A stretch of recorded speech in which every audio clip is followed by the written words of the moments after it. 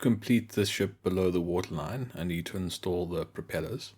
There are 4 propellers on this ship, of 2 varieties. They are mirror images of each other.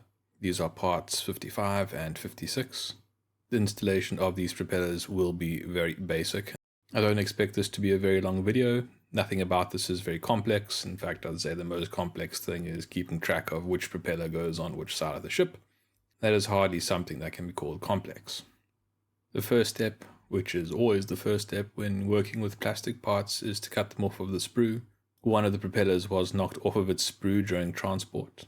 However, the propeller itself was not damaged. While I am generally happy with the molding for the propellers, there once again is more flashing. This is a theme when it comes to the components in this kit, which is a bit unfortunate. However, it is fortunate that, at least in this case, the flashing is at the base of the propeller where it's flat and easy to remove. Other than that, I think the propeller's molding is pretty good, and it only requires a small amount of touch-up to remove the excess plastic from the location where the propeller was connected to its sprue. I do all of this with a fine file. After cleaning up both of the propellers of the 55 variant, I place them on toothpicks so I can handle them easily for painting, and then I draw a marking of a single line on the toothpick to indicate that this is the lower number of the 2 types of propellers. 1 bar will be equal to 55, 2 bars will be equal to 56. Once all the propellers are cleaned up, I then paint them with a brush using XF12 Gold Leaf. I find that with metallic paint it doesn't really make a difference if you airbrush it or paint it with a brush, and painting with a brush is just a little bit quicker, so no need to pull out the airbrush to do all of this. After painting all the propellers, I set them aside and let them dry for a few hours. Now that all the propellers are dry, I can move on to a little weathering step. Since the color coat that I used was acrylic based, I don't have to cover it with an acrylic varnish before applying panel line. The panel line and its solvent won't dissolve acrylic paints. The reason why I haven't applied a gloss coat to the propellers is because I don't want to create a gloss effect on the propellers, which I will then have to tone down with a matte coat. I want the metallic paint to have this metallic sheen to it, and that will become overly subdued if I were to spray it with a matte coat.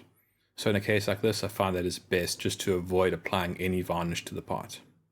With the weathering on the propellers, I'm just trying to create a bit of texture, some shadows, that kind of a thing. And I'm just going to do that by applying 50% thinned black panel line. After applying the panel line and giving it a short amount of time to dry, I then clean off the excess using a paintbrush wet with Mr. Weathering Color 110. Since, as I previously said, a matte coat will interfere with the finish of a metallic paint, I'm not going to seal in this panel line. I'm just going to leave it raw on the propellers. This does mean that if I ever were to come over this area and rub it, this panel line would come off. But since the panel line is on a propeller underneath the hull in a difficult to reach part of the ship, I think it's very unlikely that I'm accidentally going to rub off this panel line. It's just a matter of leaving it alone, and that's not going to be too difficult to do. Now that I'm happy with the state of these propellers, they can be installed onto the ship. Before applying glue to the model, I do a test fit with the propellers. I find that the fit is a bit tight and that the prop shaft is a bit long, so I trim it down to a more appropriate length. Now that I'm sure that the propeller can go on easily, I apply a small drop of Revell Contactor Professional to the end of the propeller shaft, and then I slide the propeller onto the propeller shaft, taking care to install the correct propeller on the correct side of the ship. I then repeat the process on the starboard side of the ship. With the installation of the propellers, I reach a bit of a milestone. This ship is now completed below the main deck level. As a result of that, I no longer need to turn the ship upside down or on its side, and that means that I can now start working on the superstructure and the more detailed elements that go above the deck. In the next video, I'll begin planning the construction of the forward superstructure. If you would like to support this channel or see how this ship looks when it is completed, then please subscribe. Thanks for watching.